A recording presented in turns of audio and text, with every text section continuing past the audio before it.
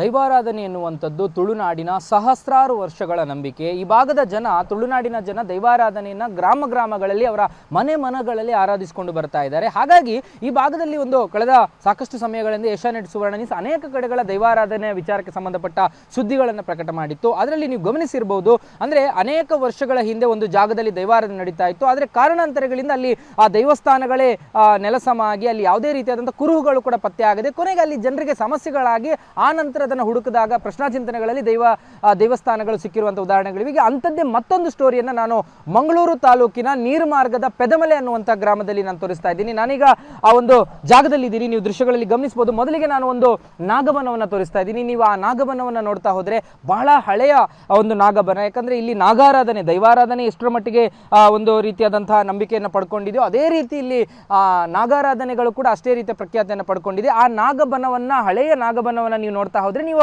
ಅದರ ಮುಂಭಾಗಕ್ಕೆ ನಾನೊಂದು ದೇವಸ್ಥಾನ, ಈಗಾಗಲೇ ಆ ಒಂದು ದೇವಸ್ಥಾನದ ಕಾಮಗಾರಿಗಳು ಬಹುತೇಕ ಪೂರ್ಣಗೊಂಡಿದೆ. 1 ವರ್ಷಗಳಲ್ಲಿ ಅದರ ಕಾಮಗಾರಿ ಇಷ್ಟರ ಹಂತಕ್ಕೆ ಬಂದು ನಿಂತಿದೆ. ಆದರೆ ಈ ಒಂದು ದೇವಸ್ಥಾನ ಎಕ್ಸಾಕ್ಟ್ 1 ವರ್ಷ, 1.5 ವರ್ಷದ ಹಿಂದೆ ಇಲ್ಲಿ ಕಂಪ್ಲೀಟ್ ಆಗಿ ಒಂದು ಪೊದೆಯಿಂದ ಕೂಡಿದಂತಹ ಒಂದು ನಿರ್ಜನವಾದ ಜಾಗ ಇತ್ತು. ಈ ಒಂದು ಜಾಗಕ್ಕೆ ಯಾರು ಸಾರ್ವಜನಿಕರು ಬರ್ತಾ ಇರಲಿಲ್ಲ, ಈ ಪೆದಮಲೆ ಗ್ರಾಮದ ಯಾರೂ ಕೂಡ ಬರ್ತಾ ಇರಲಿಲ್ಲ. ಆದರೆ ಈ ಒಂದು ಜಾಗದ ಹಿಂದೆ ಮತ್ತು ಇಲ್ಲಿನ ದೇವಸ್ಥಾನ ನಿರ್ಮಾಣದ ಹಿಂದೆ ಒಂದು ಇಂಟ್ರೆಸ್ಟಿಂಗ್ ಸ್ಟೋರಿ ಇದೆ. ಆ ಸ್ಟೋರಿ ಇಷ್ಟೇ, ಯಾಕಂದರೆ ಇಲ್ಲಿಂದ ಸ್ವಲ್ಪ ದೂರದಲ್ಲಿ ಒಂದು ಉಮಾಮಹೇಶ್ವರ ಅನ್ನುವಂಥ ಕ್ಷೇತ್ರ ಇದೆ. ಆ ಕ್ಷೇತ್ರ ಕೂಡ ಬಹಳಷ್ಟು ಕಳೆಗುಂದಿತ್ತು. ಅಂಥ ಸಂದರ್ಭದಲ್ಲಿ ಈ ಒಂದು ಗ್ರಾಮದಲ್ಲಿ ಕೆಲವೊಂದು ಸಮಸ್ಯೆಗಳಾದವು.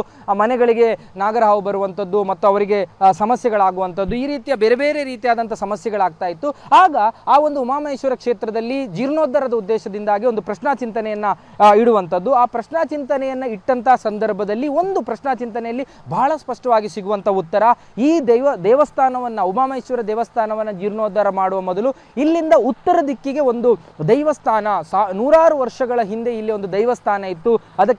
ಅದಕ್ಕೆ ಕೋಲಗಳಾಗ್ತಾ ಇತ್ತು, ಭೂತಾರಾಧನೆಯಲ್ಲಿ ನಡೀತಾ ಇತ್ತು. ಅಂತಹ ಒಂದು ದೇವಸ್ಥಾನದ ಅಭಿವೃದ್ಧಿ ಆಗಬೇಕು, ದೇವಸ್ಥಾನವನ್ನು ಅಭಿವೃದ್ಧಿ ಮಾಡುವ ಮೊದಲು ಒಂದು ದೇವಸ್ಥಾನದ ಅಭಿವೃದ್ಧಿ ಆಗಬೇಕು ಅನ್ನುವಂತಹ ಚಿಂತನೆಗಳು ಹುಟ್ಟಿದೆ. ಹಾಗಾಗಿ ಜನ ಇಲ್ಲಿ ಹುಡ್ಕೊಂಡು ಬರ್ತಾರೆ. ಸಹಜವಾಗಿ ಇಲ್ಲಿ ಒಂದು ನಾಗಬನ, ನಾನು ಆಗಲೇ ತೋರಿಸಿದೆ, ಆ ನಾಗಬನವನ್ನು ಹೊರತುಪಡಿಸಿ ಕಂಪ್ಲೀಟ್ ಆಗಿ ಪೊದೆಯಿಂದ ಆವರಿಸಿದಂಥ ಈ ಜಾಗದಲ್ಲಿ ಯಾವುದೇ ರೀತಿಯಾದಂಥ ದೇವಸ್ಥಾನದ ಕುರುಹುಗಳಿರಲಿಲ್ಲ. ಅಲ್ಲಿ ಯಾವ ದೈವವನ್ನು ಆರಾಧನೆ ಮಾಡ್ತಾರೆ ಅನ್ನುವಂತಹ ಸಾಕ್ಷ್ಯಗಳಿರಲಿಲ್ಲ.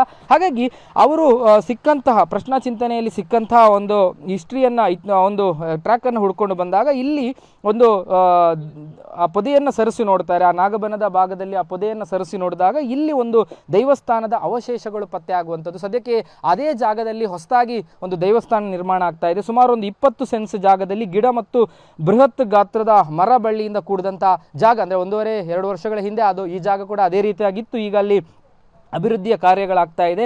ಜನಸಂಚಾರವಿಲ್ಲದೆ ಶತಮಾನವೇ ಕಳೆದಿದ್ದಂತಹ ಈ ಜಾಗದಲ್ಲಿ, ಈ ಒಂದು ಎಕ್ಸಾಕ್ಟ್ ಆಗಿ ಈ ಜಾಗದಲ್ಲಿ ಆ ಒಂದು ದೇವಸ್ಥಾನದ ಕುರುಹುಗಳು ಪತ್ತೆಯಾಗಿದೆ. ಅಲ್ಲಿ ಬೇರೆ ಬೇರೆ ರೀತಿಯಾದಂಥ ಪರಿಕರಗಳು, ಅಂದರೆ ಆ ದೇವಸ್ಥಾನ ಹಿಂದೆ ಇಲ್ಲಿ ಯಾವ ದೈವವನ್ನು ಆರಾಧನೆ ಮಾಡ್ಕೊಂಡು ಬರ್ತಾ ಇದ್ರು, ವಾಜಿಲ್ಲಾಯ ಧೂಮಾವತಿ ದೇವಸ್ಥಾನ ಈಗ ಸಿಕ್ಕಿರುವಂಥದ್ದು ಅವರಿಗೆ ಪ್ರಶ್ನಾಚಿಂತನೆಯಲ್ಲಿ. ಹಾಗಾಗಿ ಅದಕ್ಕೆ ಸಂಬಂಧಪಟ್ಟಂತಹ ಅನೇಕ ಕುರುಹುಗಳು ಸಿಕ್ಕಿದೆ, ಅದಕ್ಕೆ ಸಂಬಂಧಪಟ್ಟಂಥ ಅನೇಕ ವಸ್ತುಗಳು ಸಿಕ್ಕಿದೆ. ಅದರ ಜೊತೆಗೆ ದೇವಸ್ಥಾನದ ಧ್ವಜಸ್ತಂಭದ ಬುಡವೊಂದರಲ್ಲಿ ದಂಬೆಕಲ್ಲು ಕೂಡ ಸಿಕ್ಕಿರುವಂಥದ್ದು. ಅಂದರೆ ಅದರಲ್ಲಿ ಒಂದು ಬದಿ ಕುದುರೆ ಮೇಲೆ ರಾಜನೊಬ್ಬನ ಕೆತ್ತನೆ ಜೊತೆಗೆ ಇನ್ನೊಂದು ಬದಿಯಲ್ಲಿ ಸೂರ್ಯಚಂದ್ರರ ಕೆತ್ತನೆಗಳಿರುವಂಥದ್ದು. ಹೀಗೆ ಅನೇಕ ಪರಿಕರಗಳು ಸಿಕ್ಕ ನಂತರ ಬಹಳ ಸ್ಪಷ್ಟವಾಗಿ ಗೊತ್ತಾಗಿದೆ, ಈ ಹಿಂದೆ ಅನೇಕ ವರ್ಷಗಳ ಹಿಂದೆ ಇಲ್ಲಿ ದೈವಾರಾಧನೆ ಆಗ್ತಾ ಇತ್ತು. ಆ ಕ್ಷೇತ್ರವನ್ನು ಬಹಳ ನಂಬಿಕೆಯಿಂದ ಅಲ್ಲಿನ ಜನರು ಆರಾಧನೆ ಮಾಡ್ಕೊಂಡು ಬರ್ತಾ ಇದ್ರು. ಆ ಕಲ್ಲನ್ನು ಕೂಡ ನೀವು ಗಮನಿಸಬಹುದು. ಅಂದರೆ ಅದೇ ರೀತಿಯಾಗಿ ಇಲ್ಲಿ ಯಾವ ರೀತಿಯಾಗಿ ಆರಾಧನೆಗಳಾಗ್ತಾ ಇತ್ತು. ಆದರೆ ಅದು 300 ವರ್ಷಗಳಿಂದ ಆ ಆರಾಧನೆಗಳು ನಿಂತು ಹೋಗಿತ್ತು. ಆ ಕಾರಣದಿಂದಲೇ ಈ ಭಾಗದಲ್ಲಿ ಎಷ್ಟೋ ಜನರಿಗೆ, ಅಂದರೆ ಈಗಿನ ಪೀಳಿಗೆಯ ಜನರಿಗೆ ಬಹುತೇಕವಾಗಿ ಇಲ್ಲಿ ಒಂದು ಆರಾಧನೆ ಆಗ್ತಾ ಇತ್ತು, ಇಲ್ಲೊಂದು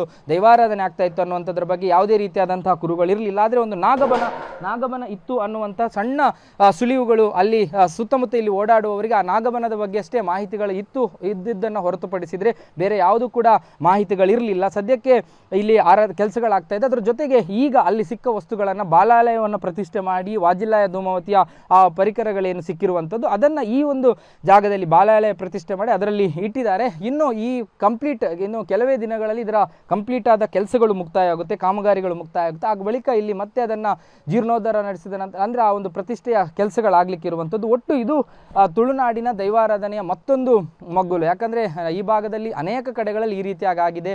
ಆ ಊರುಗಳಲ್ಲಿ ಯಾವುದೋ ಒಂದು ಕಾರಣಕ್ಕಾಗಿ ನಶಿಸಿ ಹೋದಂತಹ ದೈವದ ಒಂದು ದೈವಸ್ಥಾನಗಳೇನಿದೆ ಅದು ಮತ್ತೆ ಜನರಿಗೆ ಅದರ ಸುಳಿವುಗಳನ್ನು ಕೊಟ್ಟು ಅದರ ಕುರುಹುಗಳೆಲ್ಲಿದೆ ಅನ್ನುವಂಥದ್ದು ಪ್ರಶ್ನಾಚಿಂತನೆಯಲ್ಲಿ ಸಿಕ್ಕಿ ಅದನ್ನು ಮತ್ತೆ ಆರಾಧನೆ ಮಾಡಿದ ನಂತರ ಆ ಊರಿಗೆ ಊರೇ ಮತ್ತೆ ಅಭ್ಯುದಯವನ್ನು ಕಂಡಂತಹ ಸಾಕಷ್ಟು ಉದಾಹರಣೆಗಳಿವೆ.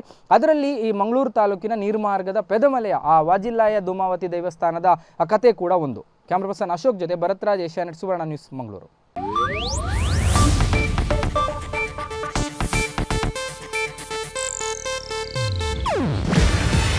ಇದು ಏಷ್ಯಾನೆಟ್ ನ್ಯೂಸ್ ನೆಟ್ವರ್ಕ್ ಪ್ರಸ್ತುತಿ. ನೀವು ನೋಡ್ತಿದ್ದೀರಾ ಏಷ್ಯಾನೆಟ್ ಸುವರ್ಣ ನ್ಯೂಸ್.